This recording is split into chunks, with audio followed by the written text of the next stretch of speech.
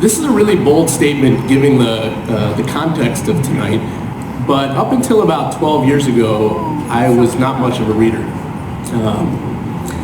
My daily reading consisted of emails and presentations at work, and on April 3rd of 2004, that all changed when my twin daughters were born, Morgan and Anna. So reading with them at night became a ritual in our house, and ever since really the day that they were born, they came home, and that was something that our family did.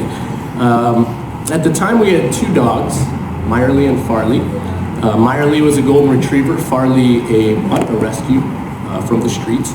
And though there was a little jealousy when we first got started with a family of 4 to a family of 6, over time our two boys would lay with us and our two daughters in bed as we read together at night, and it was just an amazing time. We would tell stories of Meyerly and Farley as we read Big Dog, Little Dog. Has anyone read the Big Dog, Little Dog series? I didn't write it, so you don't have to clap. You gave it to me. I wish I did. But it was really uncanny, the parallels between those two dogs in the book and our two. During the past few years volunteering with SitStayRead, and I apologize, I'm looking down, but I promised my wife I would stick to the script, or I'll be up here a really long time, and it won't be funny.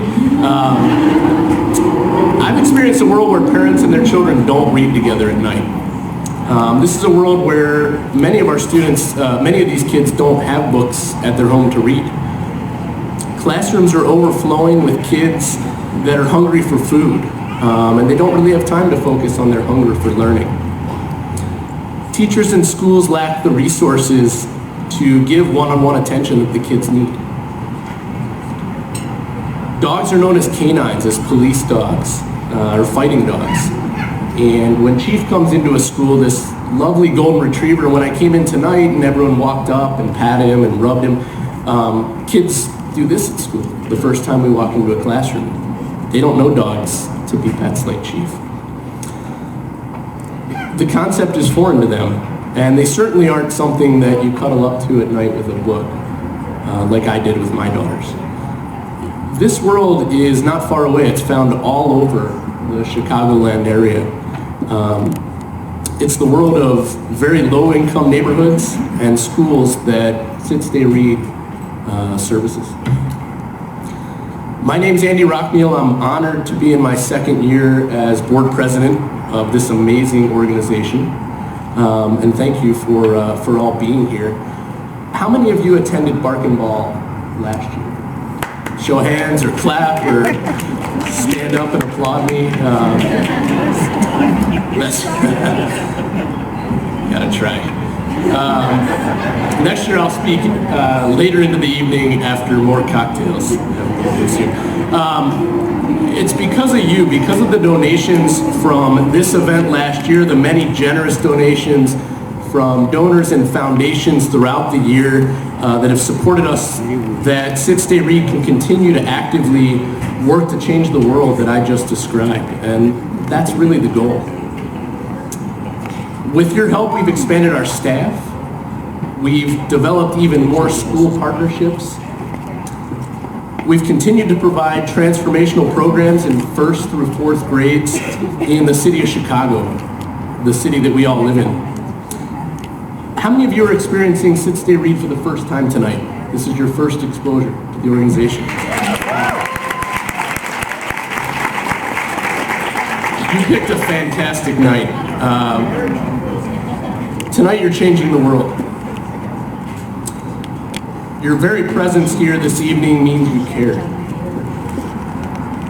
It means that you're helping to support a literacy organization in Chicago's most at-risk youth, a demographic that's not well served.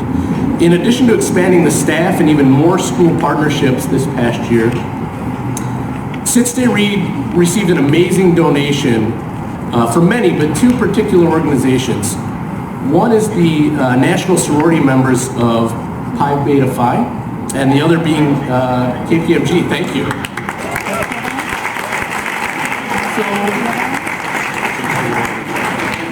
So The women of Pi Beta Phi, and it's hard to comprehend, raised and donated more than 10,000 books to our organization this year.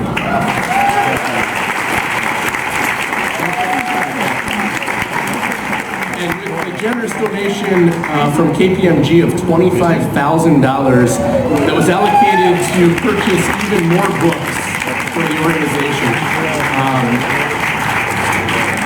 With all this generosity, SitStayRead students at our annual Keep Reading celebration this summer are going to go home with more books in their bags than ever before. And it's fantastic. These are going to be books that enable them to start their own libraries or grow the libraries that they have. These are books that they can now read with their parents, their grandparents, friends and family outside of school. And it just truly is a blessing. Another milestone of this past year is SitStayRead's expansion into developing our own children's books. So the first book of SitStayRead, Cozy Fan Tutti, was written by a fellow board member of mine, Bradley Blankenship.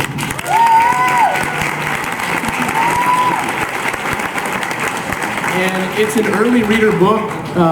It was released this past December, and we do have a couple copies here tonight for anyone that wants to take a look at it, and I believe they're also saleable as well. Fantastic. The book, Cozy Fan Tutti, Bradley's dog, the name, somewhere out with my dog outside, I think.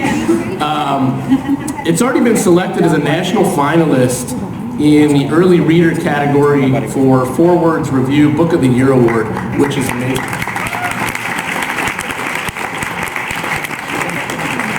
So what this means is that SitStayRead's classroom is continuing to grow with award-winning books that represent our students' realities. And I really do encourage everyone to take a look. I believe it's the second book that Mr. Blankenship's written, and a phenomenal book. Finally, I'd like to highlight one last milestone, and I promise I'm close to being done. Thank you for not applauding.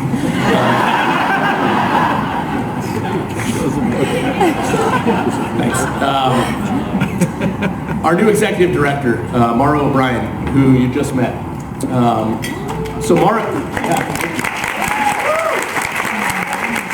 Mara comes to us after years of working in Chicago's literary scene. After a few short months, she's been with us. She's proven herself to be a very caring individual, incredibly organized, and a very motivational leader. It's really my honor to welcome her to the staff, and we're just thrilled to have her as part of the team.